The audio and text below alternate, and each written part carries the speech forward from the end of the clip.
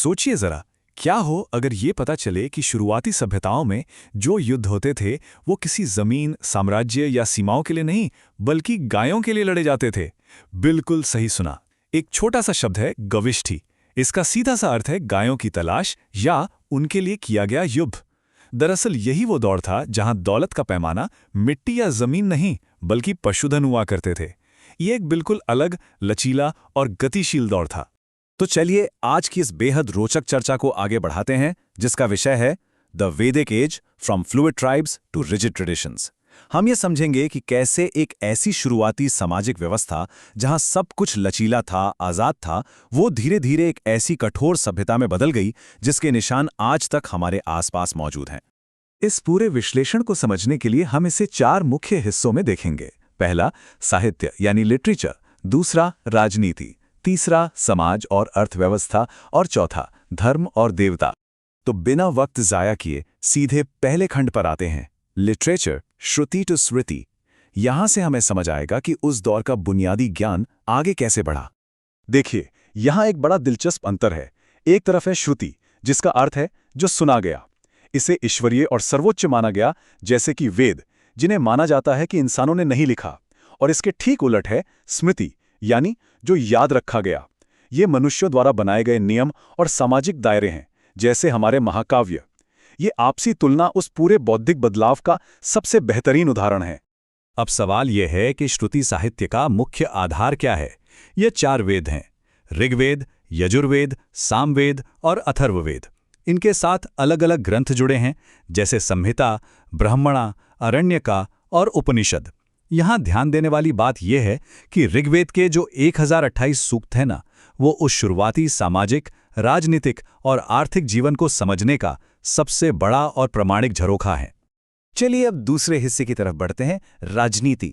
पर एक मिनट, ये आज वाली राजनीति नहीं है जहां फिक्स सीमाएं या विशाल राज्य होते हैं।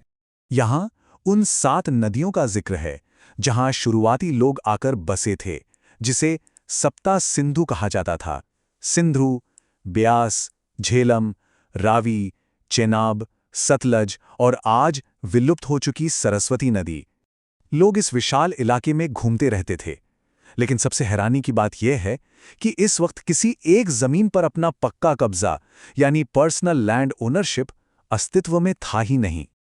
और क्योंकि जमीन का मालिकाना हक जरूरी नहीं था, तो हम वापस अपने उस ओपनिंग पॉइंट पर आते हैं, गावेष्ठी।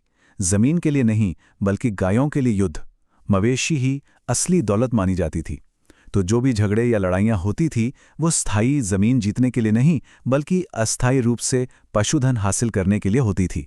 तो फिर समाज का ढांचा कैसे चलता था? शुरुआत एकदम नीचे से, एक कुला यानी परिवार से होती थी। कई कुला मिलकर एक ग्रामा यानी गांव बनाते थे। गांव के समूह से बनता था विश, और सबसे ऊपर आता था जना यानी पूरी जनजाति। किसी एक राजा का कानून नहीं, बल्कि ये लोगों का समूह यानी जना ही सबसे बड़ी राजनीतिक इकाई हुआ करता था। अब इन सब का नेता कौन था? उसे राजन कहते थे। लेकिन राजन कोई निरंकुश तानाशाह नहीं था। वो एक गोपति था, जिसका मुख्य काम गायों की रक्षा करना था। और यहां एक और आश्चर्यजनक बात सुनिए। उस दौर में बलि नाम का जो टैक्स लिया जाता था, वो बिल्कुल स्वैच्छिक था। लोग अपनी मर्जी और खुशी से योगदान देते थे, कोई जबरदस्ती नहीं थी। फैसले आखिर होते कैसे थे? यहां 3 बड़ी सभाओं का जिक्र है। सबसे पुरानी थी विदथ, और इसकी सबसे बड़ी खासियत थी कि इसमें महिलाओं की बराबर भागीदारी होती थी। फिर आती है सभा, जिसमें बुजुर्ग प्रशासनिक काम देखते थे, जहां सभावती कहलाने वाली महिलाएं भी मौजूद रहती थीं। और तीसरी थी समिति, जो मुख्य निर्णय लेने वाली संस्था थी। ये एक बेहतरीन समानता पर आधारित ढांचा था।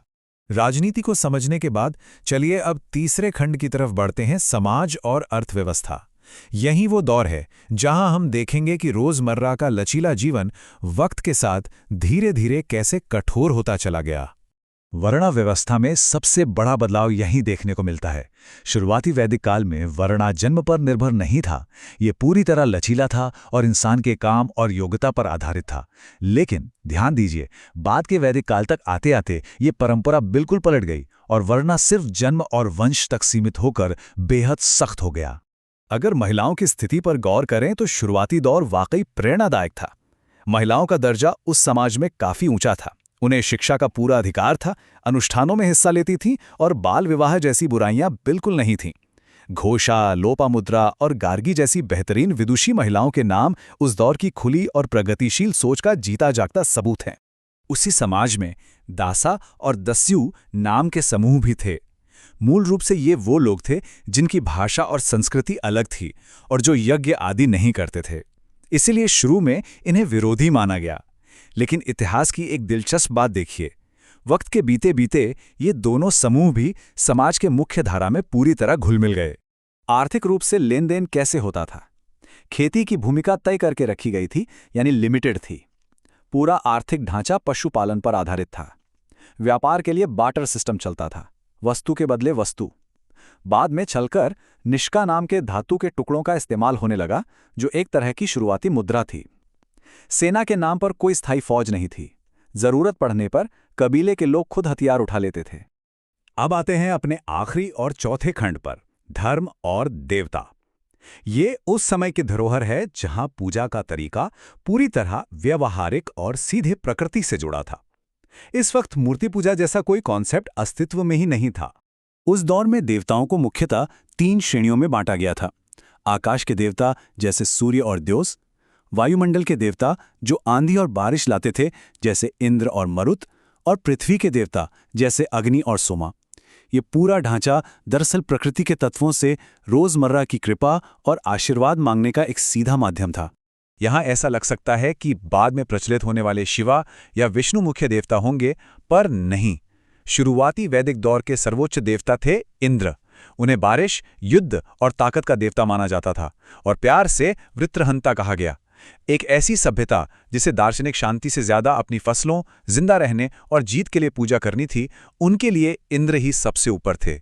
तो इस पूरे रोचक विश्लेषण के आखिरी पड़ाव पर एक बहुत ही सोचने पर मजबूर करने वाला सवाल सामने आता है।